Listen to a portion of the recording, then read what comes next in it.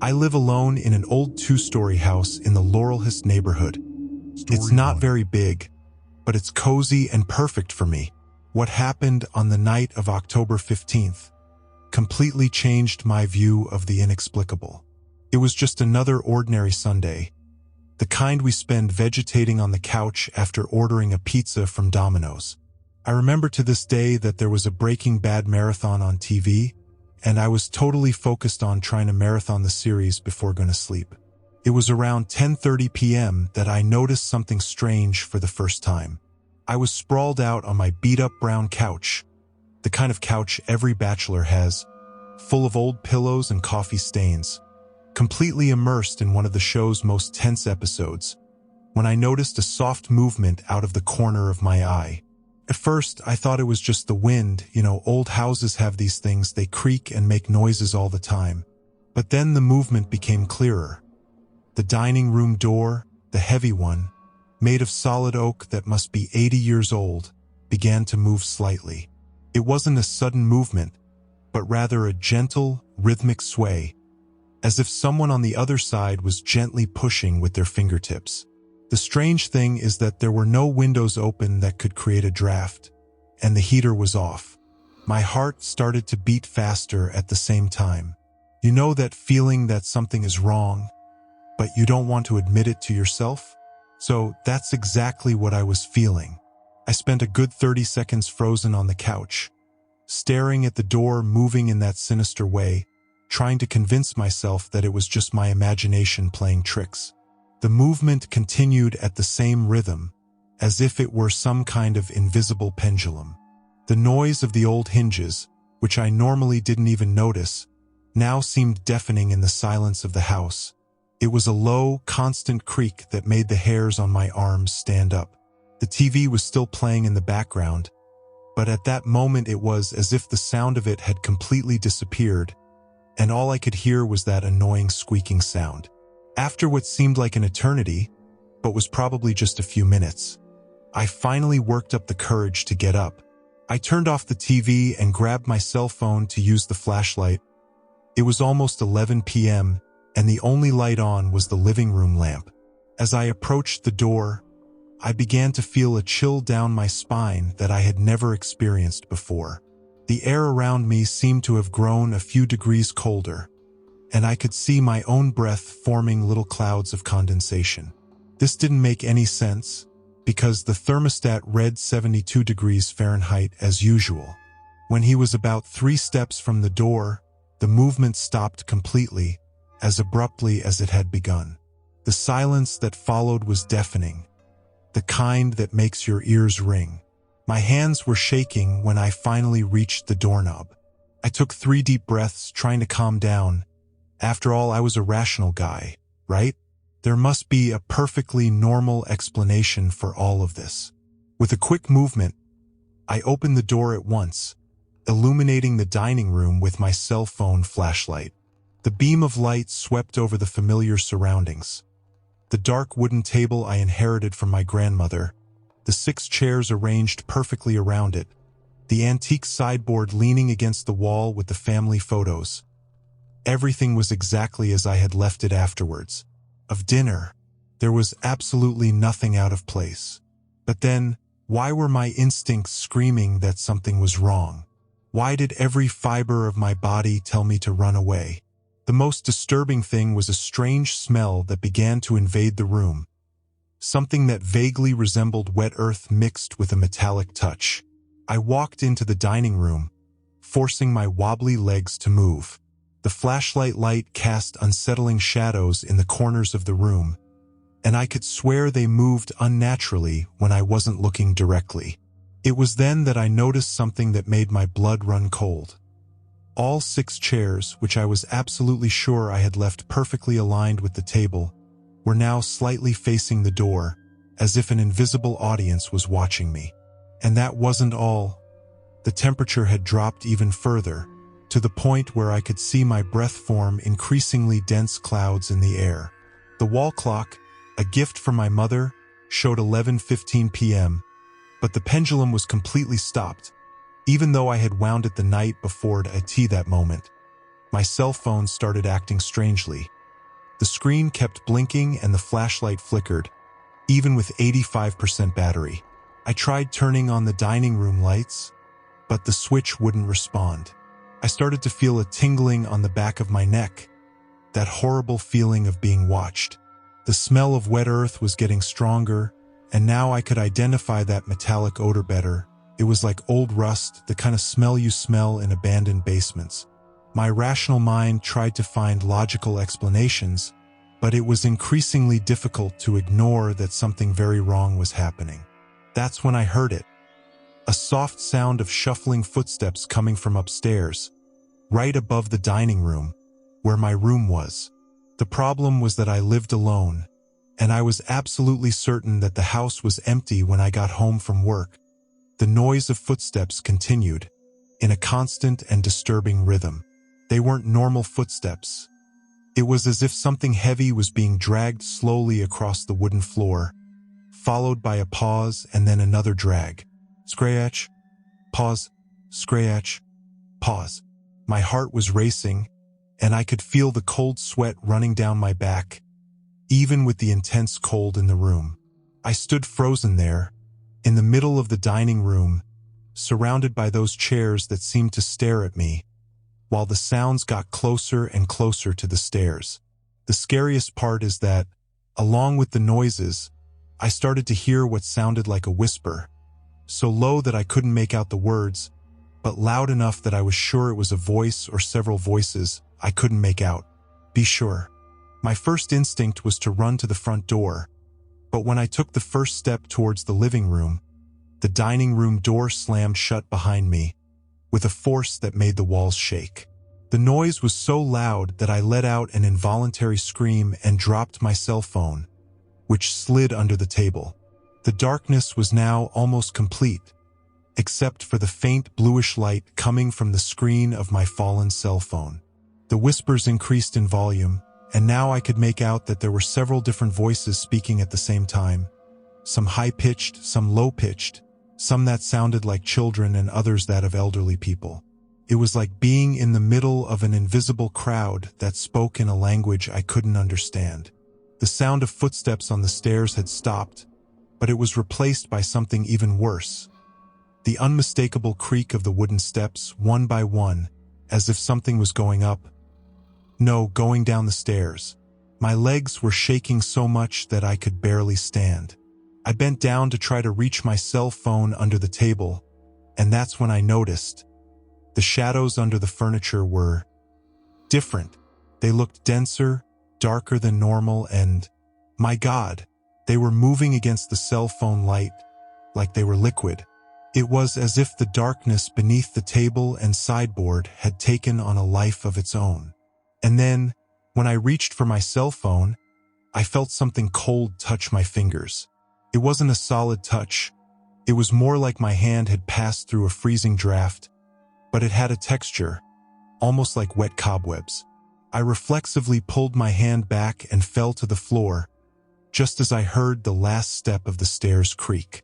Whatever was coming down was now on the ground floor. The whispers suddenly stopped, creating a silence so thick it seemed to press against my eardrums. I could only hear my own rapid breathing and the beat of my heart, which seemed to echo throughout the room.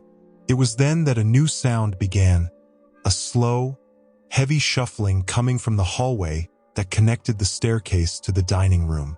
It was a wet sound, as if something wet was dragging across the wooden floor. Scratch, splash, scratch, splash, closer and closer. The smell of wet earth and rust was so strong that it made me gag. The shadows beneath the furniture began to move more quickly, as if they were agitated, and I could see that they seemed to be stretching toward the hallway, like fingers of black ink running across the floor. My cell phone was still glowing dimly beneath the table, the screen flashing faster and faster, and in the flickering light, I saw something that made me gasp. Wet marks appearing on the floor, one after another, as if invisible footprints were forming on the floor. The footprints were not normal. They were too big and had no defined shape, as if they were made by something that didn't know exactly what shape it should be. They came toward me, leaving a dark trail that seemed to glow sickly in the dim light. The air was so cold I could barely breathe, and every time I exhaled, the cloud of condensation seemed to form strange patterns in the air before dissipating. The chairs began to vibrate slightly, their wooden legs slamming against the floor in a rhythm that resembled a distorted heartbeat. Tap, tap, tap, tap, tap, tap, synchronized with the footprints that continued to form. The thing, whatever it was just a few steps away from the dining room door. That's when I noticed something even more disturbing. The drops of water dripping from the footprints didn't fall downwards. They went upwards, as if gravity had gone crazy in that small part of my house. I was trapped between the sideboard and the table, practically freezing, when the door to the dining room began to slowly open. The hinges creaked in a way that didn't seem natural. It was a high-pitched, drawn-out sound, almost like a whine. Through the gap that formed, I couldn't see the familiar corridor of my house, but instead absolute darkness, the kind that seems to swallow the light. That's when something started to pass through the opening. I can't describe exactly what I saw, because my brain seems to have blocked part of the memory, but I remember seeing something that moved like smoke, but had consistency, as if it were made of solidified shadows. The thing had no set shape. It was as if it was constantly trying to decide what to look like, contorting and reshaping itself. The most disturbing thing was the eyes, dozens of them, opening and closing all over its surface, some as small as birds, others as large as dinner plates, all fixed on me. The shadows beneath the furniture began to move frantically, as if responding to the presence of that thing. The air became so thick it was like trying to breathe jelly. My cell phone finally died, plunging the room into near-total darkness, save for a sickly faint glow that seemed to emanate from the creature itself. The smell of wet earth and rust was overpowering now, and I could taste metal in my mouth. The chairs continued their macabre thud against the floor, louder and louder, and the whispers returned, but now they were coming from inside my own head. They were ancient voices. Some seemed to cry, others laughed, and they all spoke at the same time in languages I had never heard before. The temperature must have been close to freezing now, and I could see ice crystals forming on the surfaces around me. The thing began moving toward me, and every step it took caused the floorboards to rot and wither, as if its presence sucked the life out of everything it touched. It was in this moment of pure terror that something even more impossible happened. The wall clock, which had been stopped, began to tick. It wasn't the normal chimes. The sound was deep and reverberated throughout my body, as if each beat was happening inside my chest. 1, 2, 3. It reached 12 chimes, even though it was 11:15 p.m. With each beat, the creature pulsed and expanded, as if the sound fueled it. The eyes that covered its form multiplied, and now I could see faces forming and crumbling on its surface, faces that seemed locked in expressions of agony. My legs finally gave out and I fell to my knees, shaking uncontrollably. That's when I noticed something even more terrifying. My own shadows, cast by the sickly light emanating from the creature, began to move independently, twisting and stretching toward the thing, as if they were being pulled by it. Panic completely took over as I realized I was starting to feel my body tingle, as if I was being sucked out of myself. It was a horrible feeling, as if every cell in my body was slowly being torn apart. The creature was now less than a meter away, and I could feel a kind of hunger emanating from it. Not a physical hunger, but something deeper and older, as if it wanted to devour not just my body, but something more fundamental. The air between us felt distorted, as if reality itself was bending. The voices in my head reached deafening volume, and among them I began to recognize familiar voices: my mother, my father, childhood friends, all screaming in agony. The thing stretched what appeared to be an arm towards me, and where its fingers touched the air, small black holes seemed to open up, as if it were tearing at the very fabric of reality. In that moment of absolute despair, I did the only thing my panicked brain could think of. I ripped off the crucifix that my grandmother had given me, and that I had always worn more out of habit than faith, and held it in front of me. I didn't expect it to work. After all, that only works in horror films, right?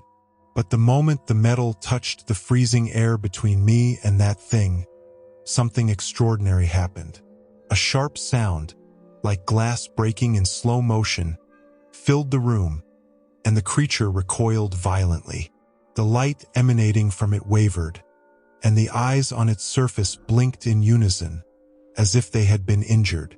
The shadows beneath the furniture began to recede, and the voices in my head faded to distant whispers. The crucifix, a simple piece of silver that must have been around 50 years old, began to emit a soft but steady glow. The creature now twitched in an even more frantic manner, as if it were having some kind of seizure. The faces on its surface screamed silently, and its form began to crumble at the edges, like smoke being blown by an invisible wind.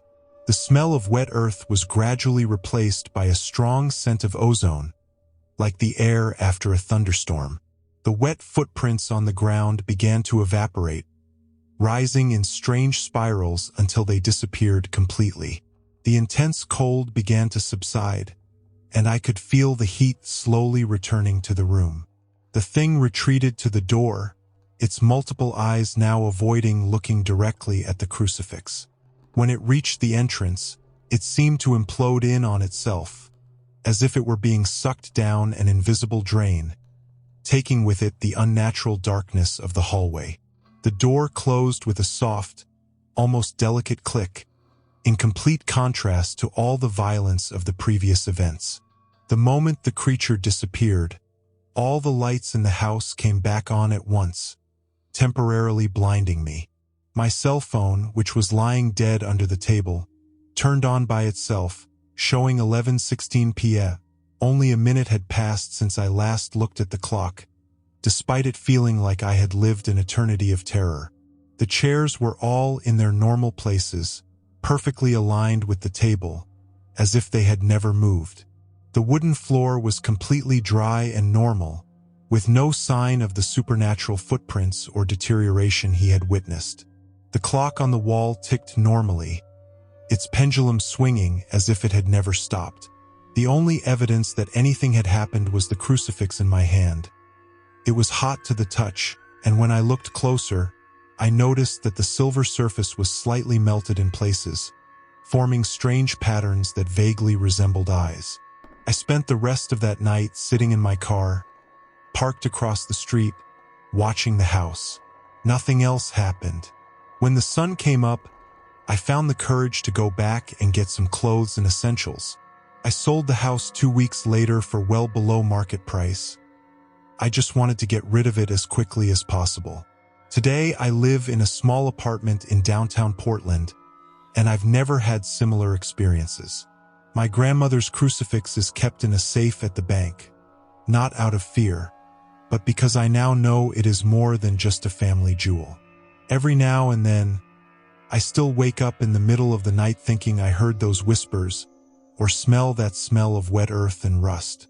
On bad days, when I'm alone and it's very quiet, I sometimes see shadows move strangely out of the corner of my eye. But I learned not to look at them directly. Some things we just shouldn't face.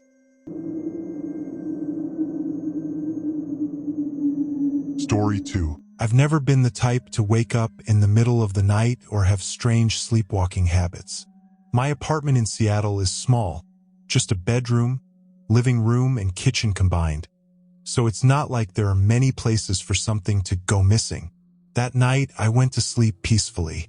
It was cold, as always in winter here, and I had placed my wristwatch, an old Timex that I got from my father, on the table next to the bed, along with my cell phone. It was my nightly ritual. I remember it well because I even messed with the clock before going to sleep, adjusting the time to make sure it was right. Everything seemed absolutely normal. When I woke up the next morning, the first thing I noticed was the eerie silence. I don't know how to explain it properly, but the feeling was that something was out of place. I looked at the table, reached for the watch, and it wasn't there. At first I thought he had fallen to the floor, but I looked around the bed and found nothing. At first I wasn't worried. I just thought maybe I had put it somewhere else and forgotten about it, even though that wasn't like me. It was only later, when I started searching the entire house, that the discomfort began to grow. The clock was simply nowhere to be found. I spent a good 15 minutes searching the room before expanding my search to the rest of the apartment. I looked in the kitchen, in the cupboards, even inside the fridge. You know that feeling of desperation when you look in absurd places because you start to feel a little crazy? But nothing from the clock appears. The strange thing was that all the other objects were exactly where I left them. My cell phone was still on the table, the keys were on the hook near the door, and even my coat was thrown in the same corner of the sofa. Only the watch was gone, and I was absolutely sure he was there the night before. It was only at the end of the morning, already frustrated, that I thought about checking the hall closet. It's a small space where I keep some tools, cleaning products, and some old boxes. There was no point looking there because I never put anything in that closet, least of all a watch. But when I opened the door, there he was, fitted perfectly on the middle shelf, next to an old can of paint. I stood still for a good few seconds, staring at it. My first thought was that someone had entered the apartment during the night, but the locks were intact and there were no signs of forced entry. Besides, who would come in just to touch my watch? I picked up the watch and examined it, as if hoping to find some kind of answer. But obviously it was just my Timex, just the way I left it the night before. No scratches, no strange marks, nothing to indicate how or why he had gotten there. My heart was racing, but I tried to convince myself that maybe I was exaggerating. Maybe, I don't know, I had put the watch in the closet without realizing it. But as much as I wanted to believe it, it didn't make sense. I don't even usually open that closet. In fact, I haven't touched that can of paint in months. Even so, I tried to convince myself to go about my day normally. I went back to the room, put the watch on my wrist, and went to have coffee. But as I stirred the coffee pot, I began to feel a kind of uneasiness, as if someone was watching me. It wasn't paranoia, it was different, almost physical. It was as if the air around me was heavy, pressing down on my shoulders. I looked around the kitchen, but, of course, there was no one. Still, that feeling wouldn't go away. I abandoned the coffee halfway and decided to leave the house, find some excuse to breathe some fresh air, and, who knows, forget about that strange morning. I walked around the city for a few hours, trying to shake off thoughts of what had happened. The walk to the park helped me clear my head. But as the day went on, I couldn't shake the feeling that something was very wrong. At night, when I returned to the apartment, everything seemed as it had been before. The same silence, the same calm and cold atmosphere as in Seattle. But when I entered my room, I noticed something strange. The position of the table was slightly different. It wasn't very messy, but the chair was a little far from the table, and the clock was now next to my cell phone, as if it had been placed there on purpose. I stood frozen in the bedroom door, not understanding anything. I hadn't left the watch there when I left. It was on the wrist. I tried to convince myself that I was imagining things, but I knew I wasn't.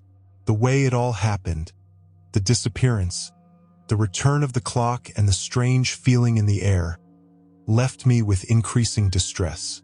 I even made one last attempt to look for some more logical explanation. I turned the key to my bedroom door several times, inspected the locks, looked for possible signs that someone might have entered, but nothing. Everything was in order. Only the clock. The clock had moved. Couldn't sleep that night. I lay tossed and turned, listening to the normal sounds of the apartment, the distant noise of the street, the wind beating in the windows. But there was something strange about the stillness. I was aware of every creak, every sigh in the building, and still the feeling of being watched wouldn't go away. I looked at the watch on my wrist, and something was bothering me at that moment, as if he were the key to something I still didn't understand. What really disturbed me was the idea that during the night the clock could have moved again without me noticing. The next day, I went to work, but the distress didn't go away. That small but inexplicable event had affected me in ways I couldn't explain. Every time I looked at the clock, I felt a little more uncomfortable. In the evening, when I returned to the apartment, everything was exactly as I had left it. But when I entered the room, I noticed that the desk chair was moved again, and the clock was on the opposite corner of the desk, as if it had been carefully moved. My mind could no longer accept that this was a coincidence. I was scared, but at the same time I didn't know who or what I was dealing with. I tried not to go crazy about it, but I couldn't. The disappearance of the clock, the changes in the position of objects, and the constant feeling that something was happening without me noticing. All of this left me in a state of constant panic. I started checking every hour if the clock was in the right place, if the chair was in the right place. But, curiously, things seemed to be normal for a while and then, inexplicably, they changed again. As if something was manipulating the environment around me, making me doubt my own perception of reality. I have no explanation for this to this day. Eventually, the events stopped happening as soon as they started, without a reason or a warning. The clock never left its place again, and the feeling of being watched went away. But I could never forget that. Deep down, I always get the impression that something, or someone, was playing with me. I never told anyone, because I know no one would believe it. But, after everything I've experienced, something inside me will always have the feeling that it wasn't just a coincidence. I just hope it never happens to anyone again. Story 3. Have you ever heard footsteps coming from an empty floor of your home? It was a peaceful afternoon, but what started as a distant sound ended up becoming the worst nightmare of my life. There was no one there, or so I thought. I live in a 2-story house in Lebanon, Connecticut, a small, quiet town where everyone knows everyone. I work remotely as a software developer, so I spend a lot of time alone at home. My wife Sarah is traveling for work in Boston this week, and I admit I've never felt uncomfortable being alone here. Our house is 15 years old, well maintained, and we've never had any strange problems before. Until that afternoon, when everything I knew about reality and logic was completely erased, destroyed. It was around 4 p.m. and I was in my office on the first floor, focused on an online meeting with my coworkers. I was wearing headphones, but I could still hear it clearly, footsteps coming from upstairs, specifically from the hallway leading to our room. At first, my brain tried to rationalize. Maybe it was the wood on the floor creaking with the change in temperature, or an animal that had gotten into the attic. But no, this was different. There were heavy, rhythmic steps, as if someone was walking calmly from one side to the other. My heart started racing when I realized that I was absolutely sure I had locked all the doors and windows before starting work. It's practically a ritual I've done every morning since I moved here. I turned off the meeting camera with the excuse that I was having internet problems and continued listening. The footsteps stopped for a few seconds, but soon started again, now closer to the stairs. I could distinguish it perfectly. It was the sound of heavy shoes against the wooden floor. There was no mistaking it. I picked up my cell phone and immediately called the police, but the call didn't go through. It just said busy. I tried twice more without success. I sent a message to my neighbor, Mike, but I couldn't send it either. The internet continued to work normally for the meeting, which didn't make any sense. At this point, My hands were already sweating cold and I could feel my stomach churning. Something was very wrong. I decided I needed to check it out, even though my whole body was screaming at me to run away.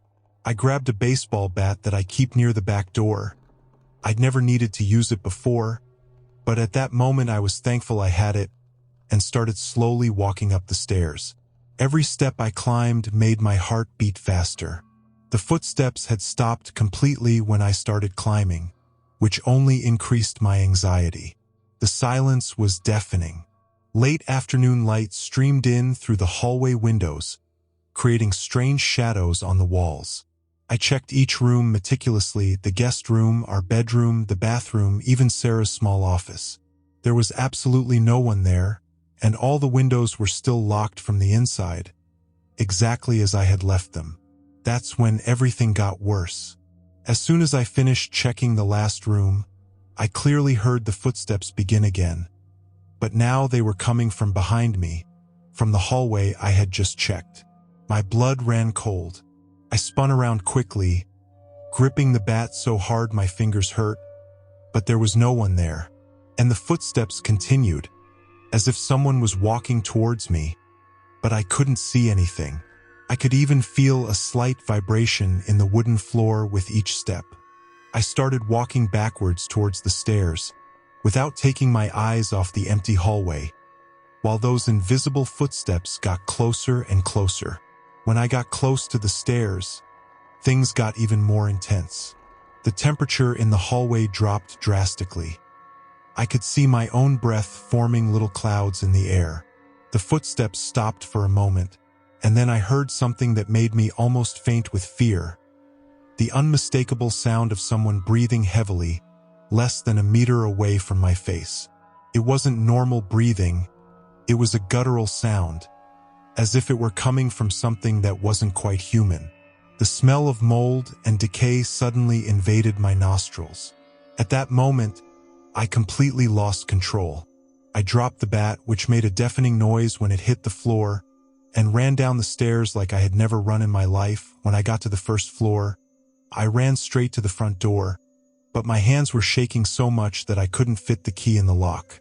The sound of footsteps began to descend the stairs, slowly, as if whatever it was following me slowly, knowing that I had nowhere to go. Panic completely took over. I could hear every footstep coming down the steps, getting closer and closer. I tried to scream for help, but my voice just wouldn't come out.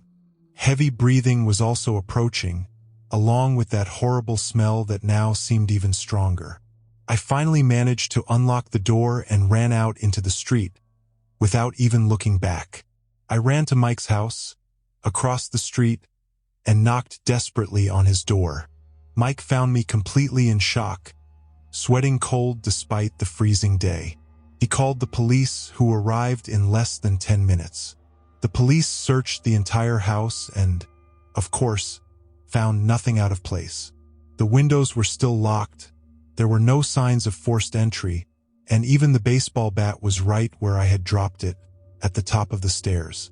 Officer Johnson, a man in his 50s who has worked for the department for decades, looked at me with a strange expression when they finished the search.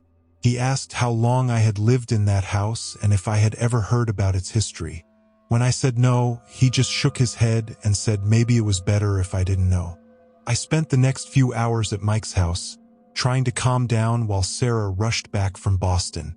I was scouring the internet looking for any information about the history of our house, but I couldn't find anything very concrete. Just some vague comments on old forums talking about strange happenings on Maple Street during the 80s, but nothing specific about our house. When Sarah arrived around 9 p.m., she insisted we go home together. He argued that it was probably just my imagination, stress from work, or some problem with the old structure of the house. Reluctantly, I ended up agreeing to go back, but I made sure to leave all the lights on. The night passed peacefully, without any strange noises. Sarah fell asleep quickly, but I stayed awake, sitting up in bed, watching every shadow and paying attention to every little noise. That's when I noticed something that made my heart stop.